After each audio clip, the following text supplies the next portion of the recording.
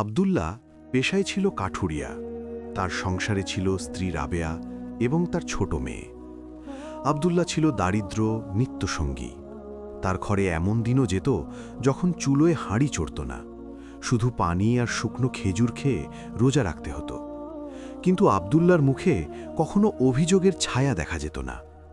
তার একটি বিশেষ অভ্যেস ছিল, সে তার জীবনের প্রতিটি কাজ শুরু করার আগে বিসমিল্লাহির রহমানির রহিম অর্থাৎ পরম করুণাময় ও অসীম দয়ালু আল্লাহর নাম সে সবসময় পাঠ করত। ঘুম থেকে ওঠার সময়, কুঠার কাঁধে নেওয়ার সময়, জুতো পরার সময়, এমনকি এক ঢোক পানি পান করার সময়ও তার মুখে থাকত এই পবিত্র বাক্য। তার বিশ্বাস ছিল, যে কাজের শুরুতে আল্লাহর নাম নেওয়া হয় সেই কাজে শয়তান প্রবেশ করতে পারে না এবং তাতে বরকত বর্ষিত হয়। গ্রামের ঠিক মাঝখানে ছিল এক বিশাল প্রাসাদ। এই প্রাসাদের মালিক ছিলেন মালিক ইবনে দিনার। মালিক ছিলেন গ্রামের সবচেয়ে ধনী সওদাগর।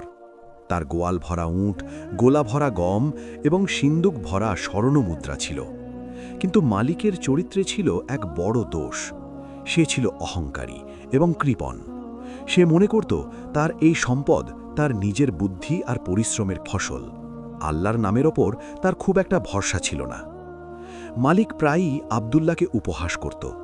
একদিন বাজারে আব্দুল্লাহ যখন তার সামান্য কাঠ বিক্রি করে মাত্র কয়েকটি দিরহাম পেল, তখন সে বিসমিল্লা বলে পকেটে রাখল। মালিক পাশ থেকে তা দেখে অট্টহাসি দিয়ে বলল, ওহে কাঠুরিয়া, তুমি সারাদিন শুধু বিসমিল্লা বিসমিল্লা করো, কিন্তু তোমার কপাল তো ফিরল না। আমি কখনো বিসমিল্লা বলি না, অথচ দেখো আমার সম্পদ প্রতিদিন বাড়ছে। তোমার এই বিসমিল্লা তোমাকে কি দিয়েছে? শুধু ক্ষুধা আর দারিদ্র। আব্দুল্লাহ শান্ত চোখে মালিকের দিকে তাকিয়ে মুচকি হেসে বলল, জনাব, আপনি সম্পদের পরিমাণ দেখছেন, আর আমি দেখছি সম্পদের বরকত। আমার সামান্য রুটিতে যে শান্তি আর তৃপ্তি আছে, তা আপনার পোলাও কোরমায় নেই। বিসমিল্লা আমার অভাব দূর করলেও আমার অভাবকে আমার জন্য সহজ করে দেয়। মালিক রেগে গিয়ে বলল, তর্ক করো না, আমি প্রমাণ করে দেব যে তোমার এই বিশ্বাস ভিত্তিহীন। দেখব তোমার বিসমিল্লা তোমাকে কিভাবে বাঁচায়। কিছুদিন পর গ্রামে ভয়াবহ খরা দেখা দিল। আকাশ থেকে বৃষ্টির ফোঁটার বদলে যেন আগুনের ফুলকি ঝরতে লাগল। গ্রামের পুকুর নদী সব শুকিয়ে চৌচির, গাছপালা মরে কাঠ হয়ে গেল। কিন্তু সমস্যা হলো, খরা ও দুর্ভিক্ষের কারণে মানুষের হাতে টাকা ছিল না। কেউ কাঠ কিনতে চাইত না, সবাই চাইত খাবার। আব্দুল্লাহর অবস্থা শোচনীয় হয়ে পড়ল। ঘরে এক মুঠো আটা নেই। বাচ্চারা ক্ষুধার জ্বালায় কাঁদছে। স্ত্রী রাবেয়া ধৈর্য ধরলেও তার চোখে মুখে ছিল মাতৃত্বের হাহাকার। একদিন ভোরে আব্দুল্লাহ কুঠার হাতে নিয়ে বলল, বিসমিল্লাহ, আমি আজ নিষিদ্ধ জঙ্গলের দিকে যাব। শুনেছি এমন কিছু ঔষধি গাছ আছে যার কাঠ শহরে বিক্রি করলে ভালো দাম পাওয়া যায়। রাবেয়া আতকে উঠে বলল, নিষিদ্ধ জঙ্গল? ওটা তো জিন আর হিংস্র হায়নাদের আস্তানা। ওখান থেকে কেউ সহজে ফিরে আসে না। আব্দুল্লাহ স্ত্রীর মাথায় হাত রেখে বলল, রাবেয়া, যে আল্লাহর নামে বেরোয় আল্লাহই তার রক্ষক। বিসমিল্লা হলো মমিনের ঢাল। তুমি শুধু আমার জন্য দোয়া করো। আব্দুল্লাহ বেরিয়ে পড়ল। মাইলের পর মাইল তপ্ত বালি আর পাথর ডিঙিয়ে সে নিষিদ্ধ জঙ্গলের সীমান্তে পৌঁছাল। জঙ্গলটি ছিল অদ্ভুত। এখানকার গাছগুলো কালো এবং প্যাঁচানো। দিনের বেলাতেও এখানে সূর্যের আলো মাটি স্পর্শ করতে ভয় পায়। আব্দুল্লাহ জঙ্গলে প্রবেশ করার সময় উচ্চস্বরে পড়ল, বিসমিল্লাহি তাওয়াক্কালতু আলাল্লাহ, লা হাওলা ওয়ালা কুওয়াতা ইল্লা বিল্লাহ। জঙ্গলে ঢুকেই সে এক অদ্ভুত শব্দ শুনতে পেল। মনে হলো কেউ তার পিছু নিয়েছে, কিন্তু সে ভয় পেল না। সে খুঁজতে লাগল চন্দন বা আগর গাছ। সারাদিন ঘোরার পর সে কিছুই পেল না। সূর্য যখন ডুবুডুবু, তখন সে হতাশ হয়ে একটা পাথরের কাছে গেল। সে ভাবল, আজ কি তবে খালি হাতে ফিরতে হবে? বাচ্চাদের কি খাওয়াবো? আল্লাহ কি আমার ওপর রহমত করবেন, নাকি হতাশ হয়ে ফিরে যেতে হবে? ঠিক তখন তার নজর গেল একটা শুকনো ঝোপের আড়ালে একটা গাছের গুড়ি বেরিয়ে আছে, যা থেকে অদ্ভুত এক নীল আলো বের হচ্ছে। আব্দুল্লাহ কাছে গেল। এটি কোনো সাধারণ কাঠ নয়, এটি নীল আবলুস, যা রাজাদের আসবাবপত্রের জন্য ব্যবহৃত হয়।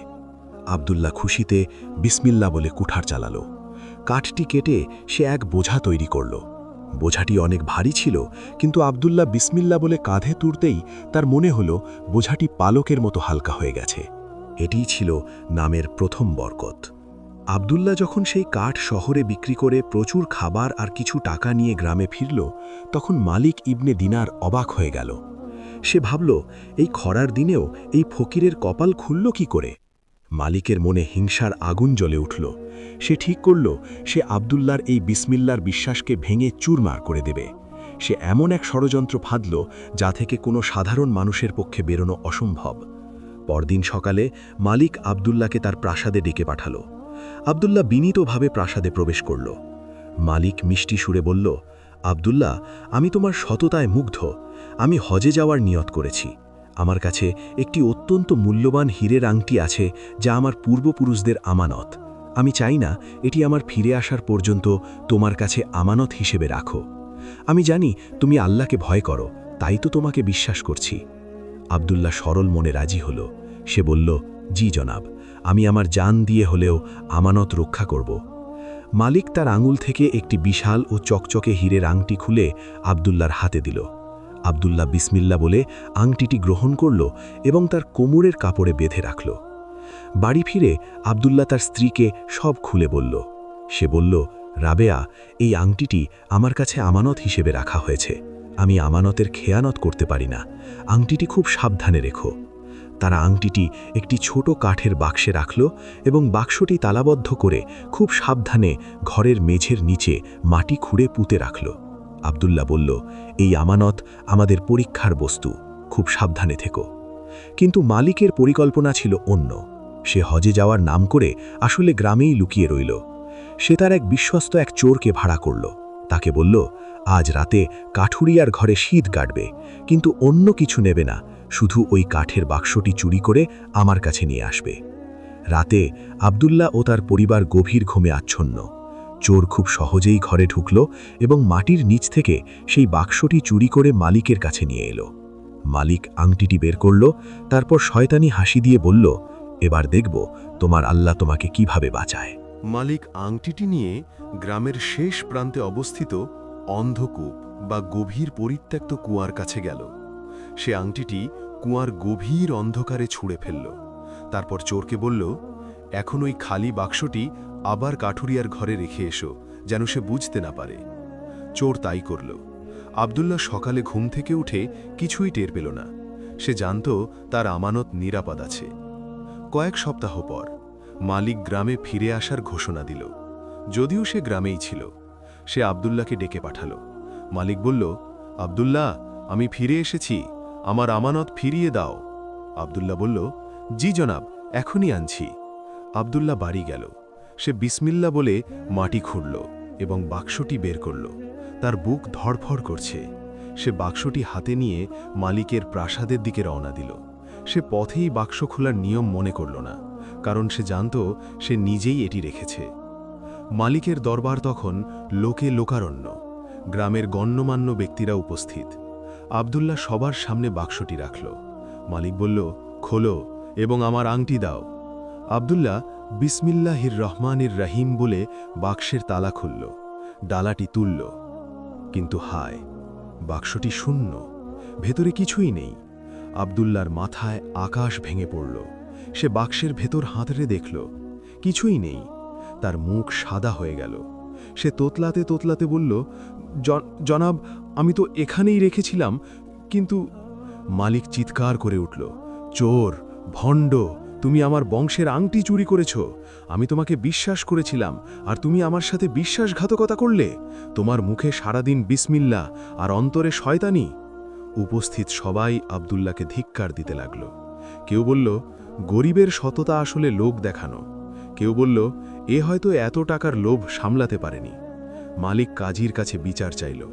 কাজী সাহেব রায় দিলেন, আগামীকাল সূর্যাস্তের মধ্যে যদি আব্দুল্লাহ আংটি ফেরত দিতে না পারে, তবে চুরির অপরাধে তার হাত কেটে ফেলা হবে এবং তাকে গ্রাম থেকে বের করে দেওয়া হবে।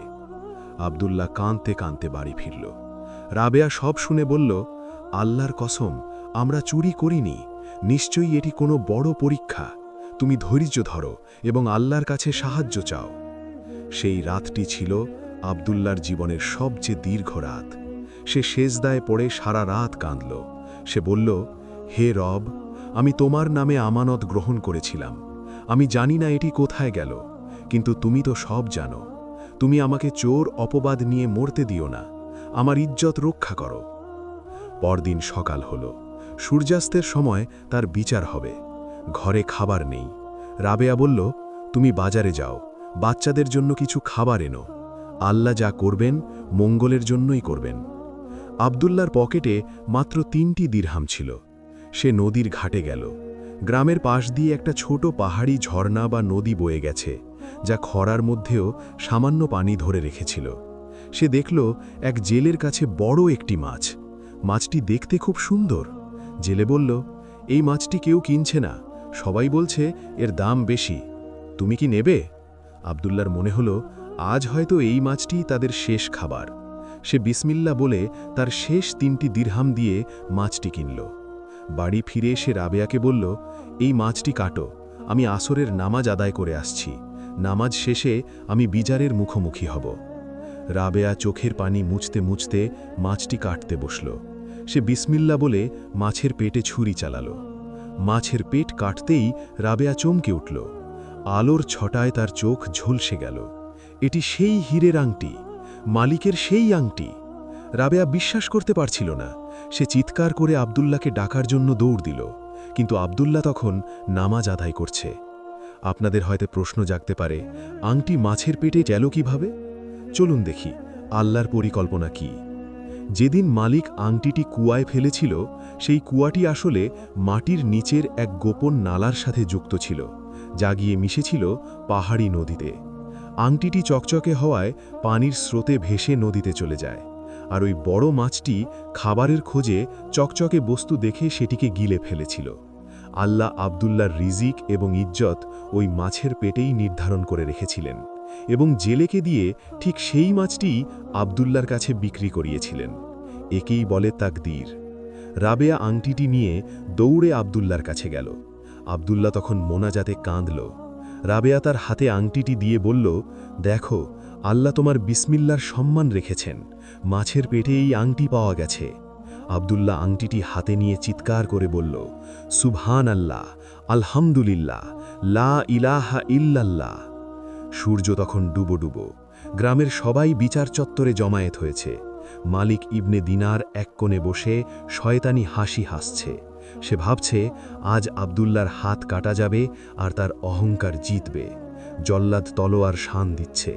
কাজী সাহেব জিজ্ঞেস করলেন, আব্দুল্লাহ, সময় শেষ, তুমি কি আংটি এনেছ নাকি শাস্তি মাথা পেতে নেবে? আব্দুল্লাহ পকেট থেকে সেই হীরের আংটিটি বের করে উঁচিয়ে ধরল। পড়ন্ত বিকেলের রোদে হীরেটি আগুনের মতো জ্বলে উঠল। পুরো চত্বরে পিন পতন নীরবতা নেমে এলো। মালিকের চোখ কোটর থেকে বেরিয়ে আসার উপক্রম হল। সে তোতলাতে লাগল, অসম্ভব, এটা হতেই পারে না, আমি তো এটা কুয়ায়। মালিক ভয়ে থেমে গেল। সে বুঝতে পারল সে নিজের অজান্তেই সত্য বলে ফেলছে। কাজী সাহেব ধমক দিয়ে বললেন, মালিক, তুমি কি বললে? তুমি কুয়ায় ফেলেছিলে? মালিক ঘামতে শুরু করল। সে পালানোর চেষ্টা করল, কিন্তু জনতা তাকে ধরে ফেলল। কাজী সাহেবের জেরার মুখে মালিক সব স্বীকার করতে বাধ্য হল। সে বলল কিভাবে সে আব্দুল্লাহকে ফাঁসানোর জন্য বাক্স চুরি করিয়েছিল এবং আংটি কুয়ায় ফেলেছিল। কিন্তু মালিক নিজেও অবাক হয়ে জিজ্ঞেস করল, কিন্তু কুয়া থেকে এটি তোমার কাছে এলো কি? আব্দুল্লাহ তখন মাছের ঘটনাটি বর্ণনা করল। সে বলল, আপনি চেয়েছিলেন আমাকে অপমান করতে, তাই কুয়ায় ফেলেছিলেন, আর আমার রব চেয়েছিলেন আমাকে সম্মান দিতে, তাই তিনি মাছের মাধ্যমে সেটি আমার ঘরে পৌঁছে দিয়েছেন। আপনি ষড়যন্ত্র করেছেন আর আল্লাহ পরিকল্পনা করেছেন। নিশ্চয়ই আল্লাহই উত্তম পরিকল্পনাকারী। এই অলৌকিক ঘটনা দেখে গ্রামের মানুষ স্তম্ভিত হয়ে গেল। তারা সমস্বরে আল্লাহ আকবার ধ্বনি দিল। কাজী সাহেব মালিককে কঠোর শাস্তি দিতে চাইলেন, তার সম্পদ বাজেয়াপ্ত করার আদেশ দিলেন। কিন্তু আব্দুল্লাহ এগিয়ে এলো। আব্দুল্লাহ বলল, হুজুর, আমি তাকে ক্ষমা করলাম, কারণ তার এই ষড়যন্ত্রের কারণেই আজ হাজার হাজার মানুষ আল্লাহর কুদরতের সাক্ষী হতে পারল। তার এই হিংসাই প্রমাণ করে দিল যে বিসমিল্লাহর বরকত সত্য। আব্দুল্লাহর এই মহানুভবতা দেখে মালিক ইবনে দিনারের পাষাণ হৃদয় গলে গেল। সে আব্দুল্লাহর পায়ে পড়ে কাঁদতে লাগল। সে বলল, আব্দুল্লাহ, আমি হেরে গেছি, তোমার বিশ্বাস জিতেছে, আমাকে মাফ করে দাও, আমাকে শেখাও সেই বাক্য যা তোমাকে এত শক্তি দিয়েছে। সেই দিন থেকে মালিক ইবনে দিনার তার সমস্ত সম্পদ গরিবদের মাঝে বিলিয়ে দিতে শুরু করলেন এবং আব্দুল্লাহর মতো সাধারণ জীবন যাপন করতে লাগলেন। তার মুখেও এখন সব সময় থাকত বিসমিল্লাহ। আব্দুল্লাহ আগের মতোই কাঠুরিয়া রয়ে গেল। সে ধনী হতে চাইল না, কারণ সে জানত সম্পদের চেয়ে ঈমানের স্বাদ অনেক মিষ্টি। কিন্তু তার জীবনে আর কখনো অভাব আসেনি। সে যখনই কাঠ কাটতে যেত বিসমিল্লাহ বলতো, আর আল্লাহ তাকে উত্তম কাঠ মিলিয়ে দিতেন। সে যখনই খেতে বসত বিসমিল্লাহ বলতো, আর সামান্য খাবারেই তার পরিবারের পেট ভরে যেত। আল্লাহর ওপর ভরসা রাখলে আল্লাহ কখনো কাউকে নিরাশ করেন না। একদিন না একদিন তিনি তার বান্দার আশা পূরণ করেন। গ্রামের মানুষ যখনই কোনো কাজ শুরু করত, তারা আব্দুল্লাহর এই গল্পের কথা মনে করত এবং গভীর বিশ্বাসের সাথে বলত, বিসমিল্লাহির রহমানির রহিম। পাহাড়ের বুকে সেই গ্রামটি আজও হয়তো আছে কিংবা নেই, কিন্তু সেই শিক্ষা আজও বেঁচে আছে। যে কাজের শুরুতে আল্লাহর নাম নেওয়া হয়, দুনিয়ার কোনো শক্তি সেই কাজে অকল্যাণ আনতে পারে না। বিসমিল্লাহ হল এমন একটি চাবি যা অসম্ভবকে সম্ভব করার দরজা খুলে দেয়। আসসালামু আলাইকুম ওয়ারাহমাতুল্লাহ। আমাদের আশরাফ ভয়েস বাংলা চ্যানেলের ভিডিওগুলো যদি আপনার হৃদয়ে স্পর্শ করে, তাহলে অনুগ্রহ করে একটি লাইক, আপনার মূল্যবান মতামত দিয়ে কমেন্ট এবং সওয়াবের অংশীদার হতে শেয়ার করুন। আর নিয়মিত পেতে ইসলামিক গল্প, দাওয়া, নবীদের জীবন থেকে শিক্ষা ও উপকারী ভিডিও পেতে আজই আমাদের চ্যানেলটি সাবস্ক্রাইব করে পাশে থাকুন। আল্লাহ আমাদের সবাইকে হেদায়াত ও কবুলিয়ত দান করুন। আমিন।